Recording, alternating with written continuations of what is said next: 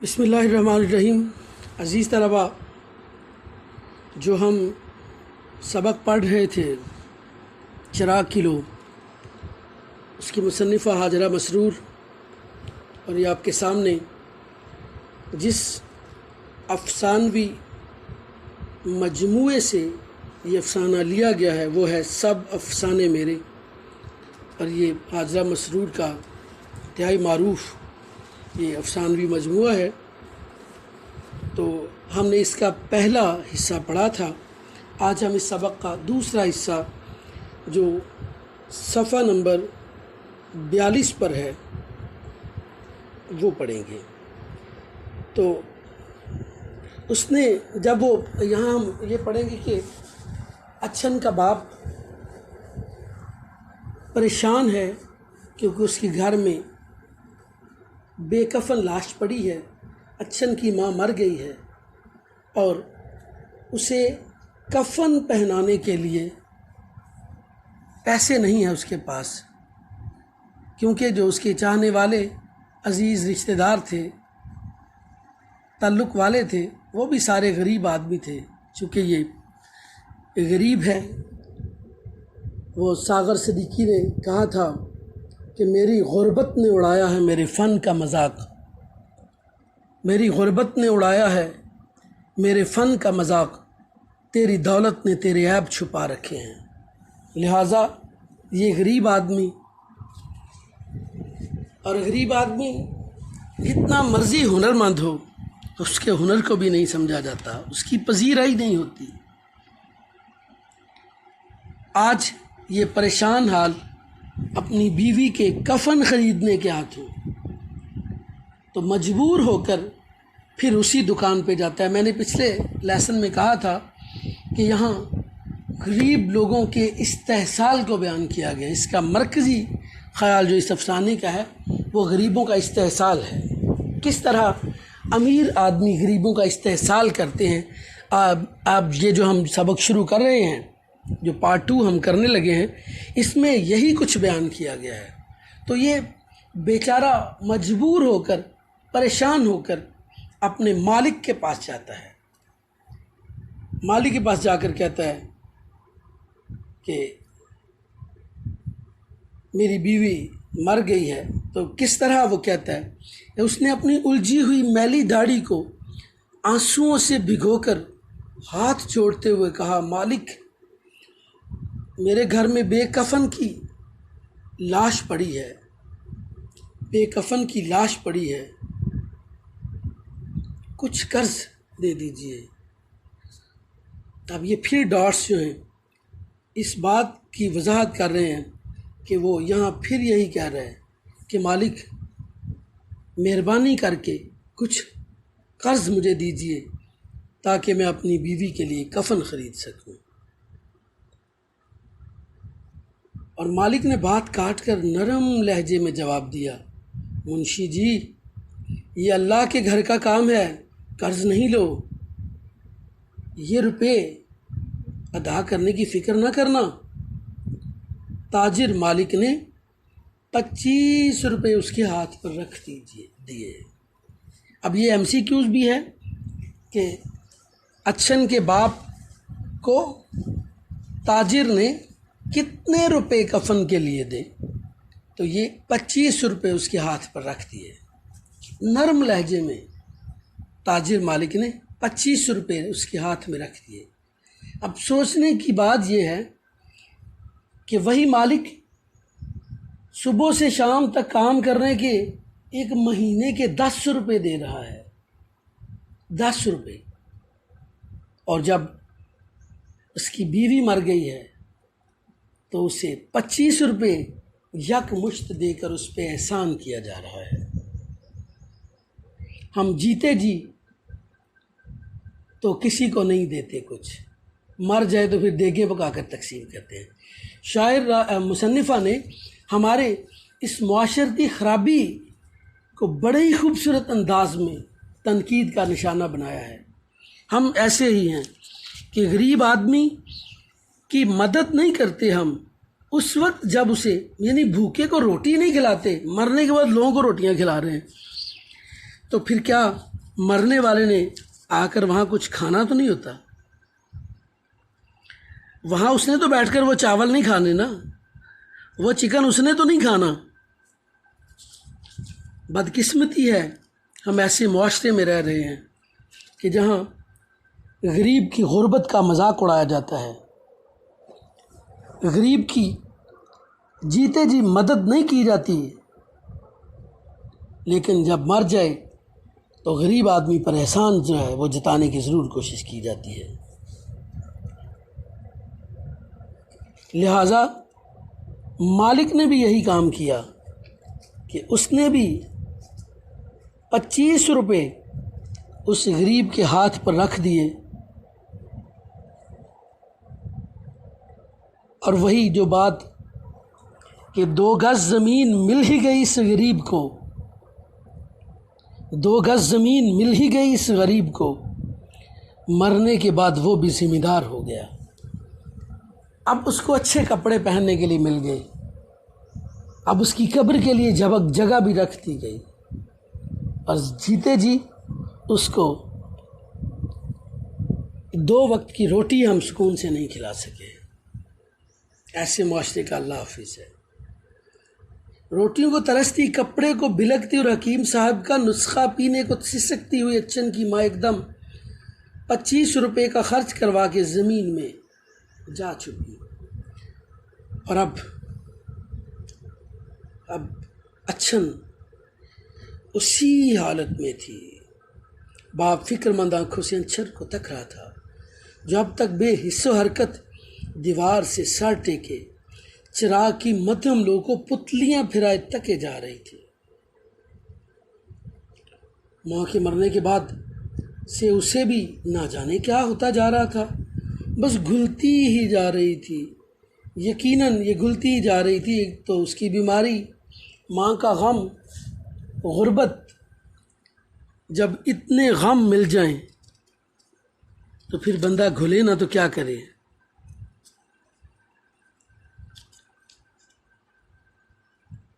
کیونکہ وہ علامہ ابن جوزی علیہ رحمہ نے کہا تھا کہ میری محفوظ ترین پناہ گاہ میری ماں کی آغوش ہے، چونکہ اچھن سے اس کی ماں کی آغوش بھی چھن گئی تھی، ماں کی محبت بھی نہیں مل رہی تھی، باپ بیچارہ اپنے حال میں مصروف تھا، پریشان تھا، غربت کی چکی میں پس رہا تھا، تو لہٰذا وہ گھلتی نہ تو کیا ہوتا، وہ گھلتی ہی جا رہی تھی۔ وہ وہی ماں کی سی ٹھسکے دار کھانسی، یہ مسلسل کھانسی جو ہوتی ہے ہلکی ہلکی، اور ہلکا ہلکا بخار، ادھر پڑی ہے ادھر پڑی ہے۔ باپ غریب اس کی حالت کو سمجھتا تو خوب، مگر وہ علاج کیا خاک کرتا۔ زیادہ سے زیادہ وہی خیراتی اسپتال کی دوائیں، جن میں دوا تو برائے نام تھی، ہاں پانی ہی پانی تھا۔ سرکاری اسپتال میں دی جانے والی دوائیں الٹا نقصان ہی کرتی ہیں۔ آج کل بھی یہی حال ہے۔ ہم کتنے ترقی یافتہ اپنے آپ کو سمجھتے ہیں، ہم سمجھتے ہیں بڑے وسائل ہیں ہمارے پاس، لیکن آج بھی ہسپتال میں چلے جائیں تو حالت آج بھی یہی ہے۔ اس کا مطلب ہے کہ ہم آج بھی نہیں بدلے، ہم آج بھی اتنے ہی غریب ہیں جتنا آج سے 100 سال پہلے تھے، 200 سال پہلے تھے۔ یہی حال آج بھی ہے ہمارا۔ اگر دیکھا جائے عزیز طلبہ، آپ نے وہ کیا نام تھا، ابو القاسم زہراوی پڑھا تھا، تو ابو القاسم زہراوی میں ہم نے پڑھا تھا کہ اس وقت اسپین میں، یعنی 936 میں جب ابو القاسم زہراوی پیدا ہوئے، تو اس وقت اسپین کے اندر 50 سرکاری اسپتال تھے۔ آج دیکھا جائے تو ہمارے بڑے بڑے شہروں میں تحصیل لیول پہ ایک ایک سرکاری اسپتال ہے، بلکہ کئی اضلاع ایسے ہیں جہاں ایک ایک ہسپتال ہیں۔ لہٰذا ہم اگر اس وہم میں ہیں، اس ظام میں ہیں کہ ہم بہت کچھ ہو گئے ہیں، یہ ہمارا ایک وہم ہی ہو سکتا ہے۔ ہم نے کوئی ترقی نہیں کی، ہم نے کچھ بھی نہیں کیا، ہم تو اسی طرح ہیں۔ آج بھی ہسپتال میں چلے جائیں تو کوئی اچھی دوائی جو ہے وہ ڈاکٹر ہمیشہ لکھ کر دیتا ہے جی آپ میڈیکل سٹور سے خرید لیں. مریضوں کو تو وہاں دوا نہیں ملتی صحیح طریقے سے. تو خیراتی اسپتال کی دوائیں نقصان زیادہ کرتی تھی. وہ اچھن کی ماں کے لیے کچھ نہ کر سکا تو اچھن کے لیے کہاں سے ڈاکٹر پکڑ لاتا. پہلے بھی 10 روپے پاتا تھا اب بھی. ہاں روپے کی قیمت بازار میں پہلے سے کہیں زیادہ گھٹ گئی تھی. جب اچھن کی ماں مری تھی تو بازار، یعنی 2 سال پہلے جب اچھن کی ماں مری تھی تو بازار میں آٹا 4 سیر روپے کا مل جاتا تھا. یہ بھی MCQs ہے. اچھن کی ماں مری تھی تو 1 روپے کا 4 سیر آٹا ملتا تھا. سیر جی کلو سے قدرے کم ہوتا ہے، تھوڑا سا کم ہوتا ہے، ہم سمجھنے کے لیے کلو کہہ سکتے ہیں. اور اب 2.5 روپے سیر بھی مشکل سے ملتا تھا. اب جب 2 سال کے بعد مہنگائی کتنی ہو گئی، 2 سال پہلے 1 روپے کا 4 کلو آٹا اور اب 2.5 روپے کا 1 کلو آٹا، اور وہ بھی مشکل سے ملتا. ہر چیز مہنگائی کی انتہا کو پہنچ چکی تھی. لیکن دکان کا پرانا منشی اتنا ہی سستا تھا جتنا 20 سال پہلے. لیجیے جی ایک سوال اور آ گیا MCQ. اچھن کا باپ 20 سال سے کام کر رہا تھا وہاں اور اس کو 10 روپے ملتے تھے تب، آج بھی اس کو 10 روپے مل رہے ہیں. اس کی آنکھوں کے سامنے لڑائی شروع ہونے سے قبل جو چیزیں 2 پیسے کو لے کر دکان میں بھری گئی تھیں وہ لڑائی شروع ہوتے ہی مہنگی ہو گئی تھی. یہاں لڑائی سے مراد میرے خیال میں یہ 1857 کی جنگ آزادی کو بیان کیا گیا ہے. یہاں تک کہ 2 پیسے کی چیز نے 8-10 گنا نفع دیا. گویا چیزیں جیسے جیسے پرانی ہوتی گئیں، یا پھر یہ بھی ہو سکتا ہے کہ 1947 کے حوالے سے اس نے بات کی ہو مصنفہ نے، لیکن چونکہ اس میں مبہم رکھا گیا ہے، بتایا نہیں گیا، لہٰذا انقلاب کا ہم لفظ یہاں استعمال کر لیتے ہیں کہ انقلاب سے پہلے مہنگائی کیا تھی اور انقلاب کے بعد، یعنی انقلاب کے دنوں میں مہنگائی کتنی ہوگی. کہ جو چیز لڑائی شروع ہونے سے قبل جو چیزیں 2 پیسے کو لے کر دکان میں بھری گئی تھیں وہ لڑائی شروع ہوتی ہی مہنگی ہوتی گئی، یہاں تک کہ 2 پیسے کی چیز نے 8-10 گنا نفع دیا. گویا چیزیں جیسے جیسے پرانی ہوتی گئیں ویسے ویسے قیمتی بھی، لیکن اس پرانے منشی کے 10 روپے کی قیمت بازار میں گھٹتی ہی گئی. بالکل ایسے ہی کہ جیسے مہنگائی آسمان کو چھو رہے آج کے دور میں بھی، لیکن غریب لوگ ان کی آمدنی وہیں کی وہیں ہے. لہٰذا وہ آج دور وہ ہے کہ امیر امیر تر ہوتا جا رہا ہے، غریب غریب تر ہوتا جا رہا ہے. امیر پٹرول پمپ ہے جس کا مالک ہے جو پٹرول پمپ کا، اس کو تو رات کو سویا تھا تو صبح ہوتے ہی 27 روپے 1 لیٹر کے پیچھے اس کی آمدنی تو بڑھ گئی، لیکن وہ غریب آدمی جو شام کو آیا اس کی جیب میں 500-700 روپیہ تھا، بیچارہ کما کر لایا، صبح اس کی جیب میں سے 27 روپے 1 لیٹر کے پیچھے کم ہو گئے. وہ کم تر، وہ بیچارہ غریب سے غریب تر ہو گیا، اور وہ سرمایہ دار جو تھا وہ راتوں رات امیر سے امیر تر ہوتا جا رہا ہے. یہ معاشرے کے تضادات ہیں جی. دکان میں ہن برس رہا تھا، یعنی پیسہ ہی پیسہ تھا. مالک کے نام پر بینک میں سونے چاندی کے پہاڑ کھڑے ہو رہے تھے، یعنی بہت زیادہ پیسہ جمع ہو گیا تھا. تو اسے کیا، وہی مثل کہ بی بی عید آئی، جواب ملا دور موئی، تجھے اپنی ٹکیا روٹی سے مطلب. کیا خوبصورت جی یہاں ایک مثل اس نے بیان کی ہے مصنفہ نے، کہ جیسے مثال کے طور پہ کوئی کہے کہ بی بی عید آئی ہے، کوئی غریب آدمی سے کہے کہ عید ہے، تو بھائی اسے کیا عید سے، عید خوشی کا تہوار ہے. عید تو ان لوگوں کی ہے جن کے پاس پیسہ ہے، جن کے پاس دولت ہے، جن کے پاس آسائشات ہیں. وہ تو اپنے پیسے کے بل پہ اپنی اولاد کے لیے، اپنے لیے نئی سے نئی چیزیں خرید سکتے ہیں. لیکن اس غریب آدمی کو کیا، جس کی جیب میں کچھ نہیں ہے، وہ تو سوائے پریشانی کے کہ دوسروں کو جب اچھے کپڑے پہنے ہوئے دیکھے گا، لوگوں کے بچے اچھے کپڑے پہن کر پھر رہے ہیں، تو وہ بیچارہ کیا کرے گا پھر کہ جب اس کے بچے اس سے وہی اچھے کپڑے مانگیں گے تو وہ ان کی خواہش پوری نہیں کر سکے گا، تو سوائے پریشانی کے اس کے پاس کیا ہوگا؟ تو پھر وہی ہے نا کہ دور موئی، یعنی جائے جہاں مرضی عید ہمیں کیا، دور موئی تجھے اپنی ٹکیا روٹی سے مطلب ہے، اور تجھے کیا عید سے؟ عید امیر لوگوں کی ہے، لہٰذا غریبوں کو عید سے کیا غرض ہے؟ اسے تو جیسے ان 10 روپوں کے سائے میں بٹھا دیا گیا تھا، جہاں ضروریات زندگی کی قیمتوں کا دائرہ روز بروز تنگ ہی ہوتا جا رہا تھا۔ اس نے سنا کہ مل مزدوروں نے مہنگائی بھتہ لینا شروع کر دیا۔ جی ایک اور MCQ، مہنگائی بھتہ یعنی مہنگائی الاؤنس لینا شروع کر دیا۔ مل کے مزدوروں نے یہ کر لیا۔ کسانوں کی بھی بان آئی، کیوں کہ وہاں مہنگائی جو ہو گئی تھی مارکیٹ کے اندر، لہٰذا ان کی بھی عید ہو گئی، ان کی بھی بان آئی۔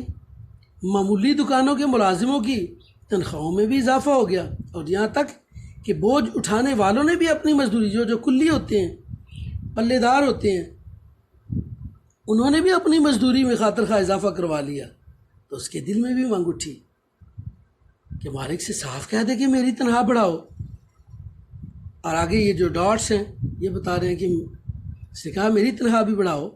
ہر طرف تنخواہ بڑھ گئی ہے، مہنگائی زوروں پہ ہے، میرا اتنے میں گزارا نہیں ہوتا۔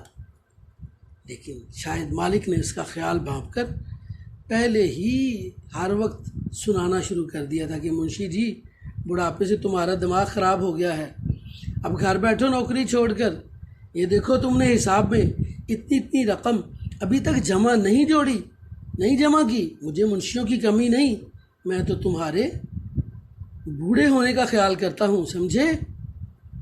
جی متنبع کر دیا کہ میں تمہارے بوڑھے ہونے کا خیال کرتا ہوں، اس لیے تمہیں نوکری سے نہیں نکال رہا۔ اب یہ تضاد ہے، کھلا تضاد ہے کہ وہی بندہ جو اس کی بیوی کے مرنے پر اسے 25 روپے اس کے ہاتھ میں رکھ رہا ہے، اتنا نہیں کرتا کہ اس کو 10 روپے سے اس کی تنخواہ بڑھا کر 15 کر دے۔ جب یہ حال معاشرے کا ہوگا تو پھر غریب آدمی جیے گا کیسے؟ وہ جینے کی ایک بھدی سی نقل تو اتار سکتا ہے، لیکن اس کی زندگی کوئی زندگی نہیں ہے۔ اور اب جب یہ صورتحال ہے تو مالک بار بار یہی کہتا ہے کہ مجھے تو تمہارے بوڑھے ہونے کا خیال ہے، ورنہ میں تو اب تک تمہیں کب کا نکال چکا ہوتا۔ آئے دن یہ سن کر اس کا جی سوکھتا کہ کہیں ان 10 روپوں کے بھی لالے نہ پڑ جائیں، یہ نہ ہو کہ 10 روپے سے بھی جاتا رہوں، کیوں کہ اور وہ کچھ اس عمر میں کر نہیں سکتا تھا، اس لیے پریشان حال تھا۔ اور وہ اس دن کو کوستا جب اس کے دل میں تنخواہ بڑھوانے کا منحوس خیال آیا تھا۔ اچھن سوکھتی جا رہی تھی، اس کے لیے وہ انتہائی فکر مند تھا۔ پاس پڑوس والے کہتے کہ منشی جی جب لونڈیا کو کھلا پہنا نہیں سکتے، بیمار ہے تو کوڑی کی دوا نہیں دے سکتے، تو اسے اپنے گھر بار کا کر دو۔ لونڈیا کو یعنی بچی کو نہ تم کھلا سکتے ہو، بیمار ہے تو دوائی نہیں دے سکتے، اچھے کپڑے نہیں پہنا سکتے، تو بھائی اس کی پھر شادی کر دو، کھائے پہنے کی تو آپ ہی اچھی ہو جاوے گی۔ لیکن مشورہ دینے والے جیسے یہ سوچتے ہی نہ تھے کہ غریب کی لڑکی غریب ہی کے گھر جائے گی، وہی کسی 10-15 روپے پانے والے کی عورت کیا پہنے گی اور کیا کھائے گی؟ آخر اچھن کی ماں بھی تو شوہر والی تھی، کون سا سکھ اٹھا لیا غریب نے، کون سا سکھ اٹھا لیا اس غریب نے؟ وہی 10-15 روپے کمانے والا، 10 روپے کمانے والا باپ جو ہے اچھن کا، اس نے اپنی بیوی کے لیے کیا کیا؟ وہ بیچاری اسی طرح کپڑوں کو ترستی ہوئی، دوائی حاصل نہ ہونے پر پریشان حال زندگی گزار رہی ہے، اور گزار کر پھر اس دنیا سے چلی گئی،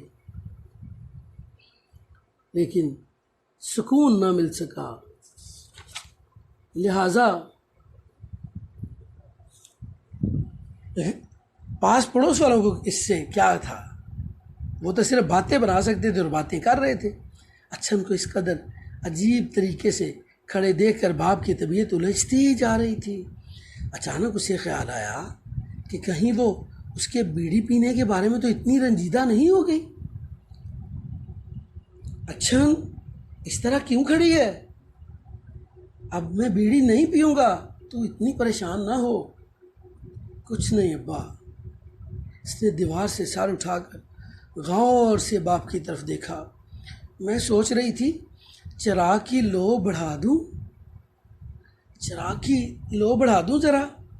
اس کے چہرے میں بڑی آرزو اور خوش آمد تھی، کیونکہ ہر طرف تاریکی تھی، سناٹا تھا، بیماری کا بوجھ تھا اس کے کندھوں پر، اور ماں کی یاد تھی۔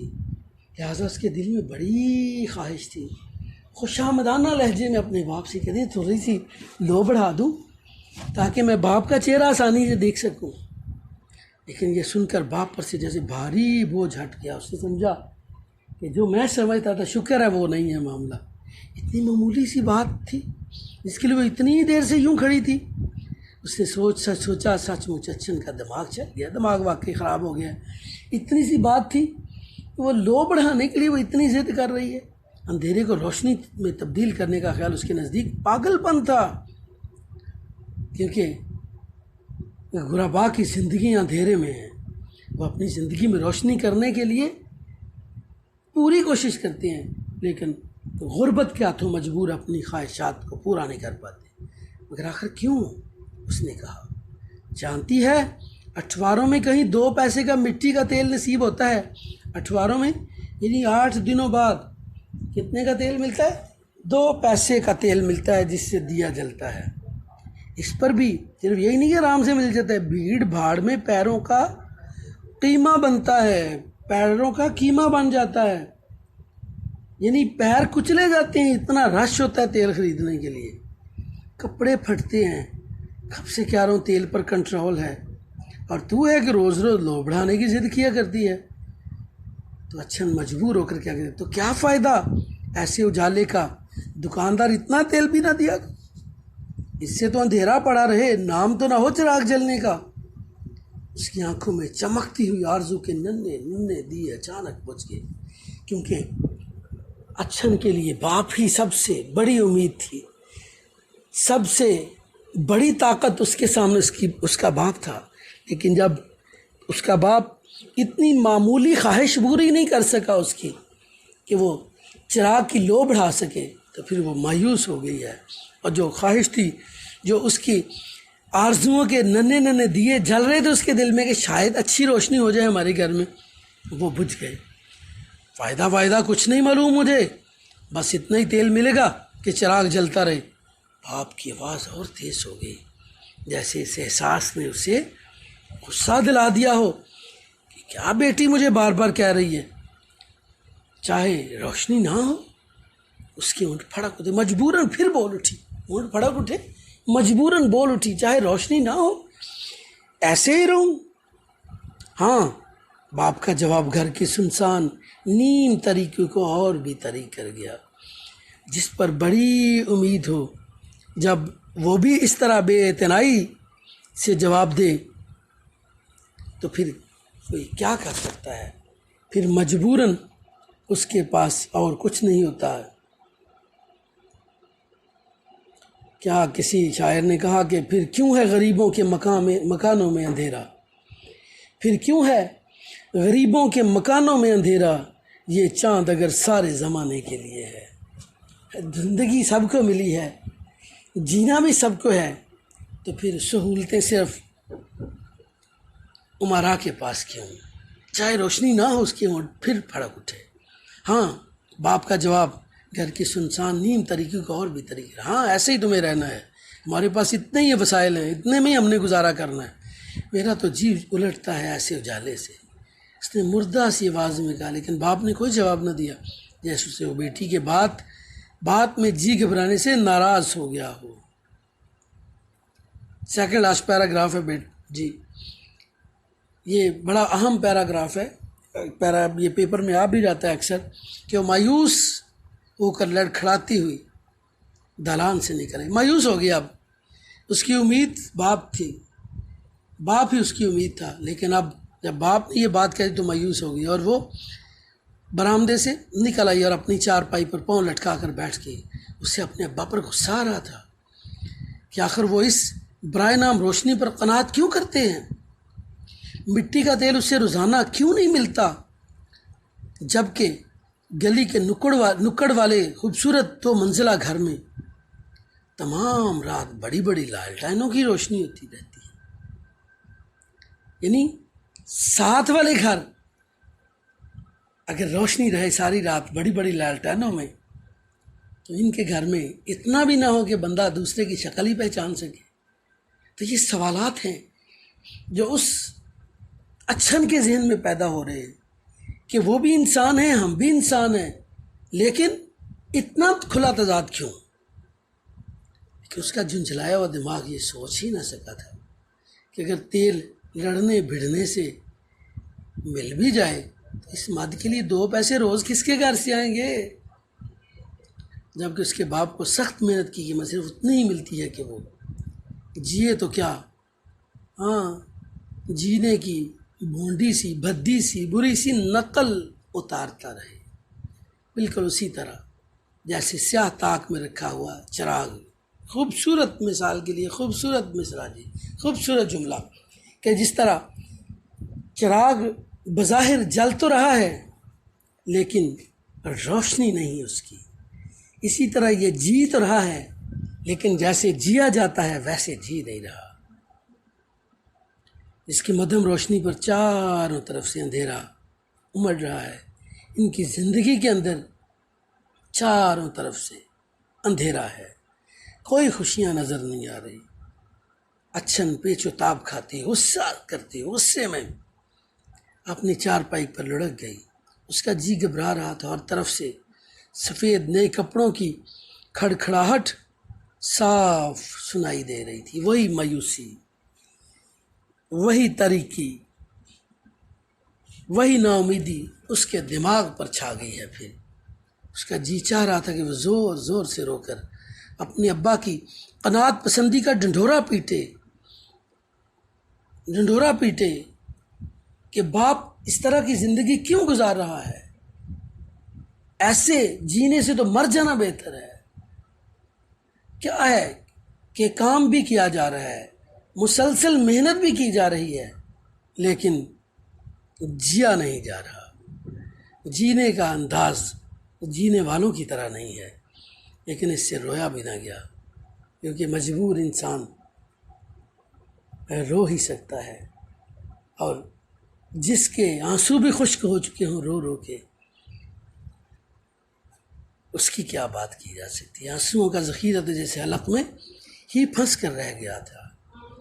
تو عزیز طلبہ، اس طرح یہ افسانہ چراغ کی لو اپنے اختتام کو پہنچا۔ انشاءاللہ تعالی العزیز نئے سبق کے ساتھ ہم دوبارہ حصہ نظم کی طرف ہم انشاءاللہ تعالی العزیز آئیں گے۔ تو اپنا بہت سارا خیال رکھیے گا۔ ان 4 افسانوں کا میں نے شروع میں تذکرہ کیا تھا پچھلے لیکچر میں کہ ان 4 افسانوں کو آپ نے بہت اچھے طریقے سے تیار کرنا ہے۔ یہ آپ کے پیپر کا کافی حد تک انحصار ان 4 افسانوں پر ہے، لہٰذا ان پہ کوئی کمپرومائز نہیں کیا جائے گا، ان کو آپ نے بہت اچھے طریقے سے تیار کرنا ہے۔ اللہ تعالیٰ آپ سب کا ہم سب کا حامی و ناصر ہو۔ والسلام۔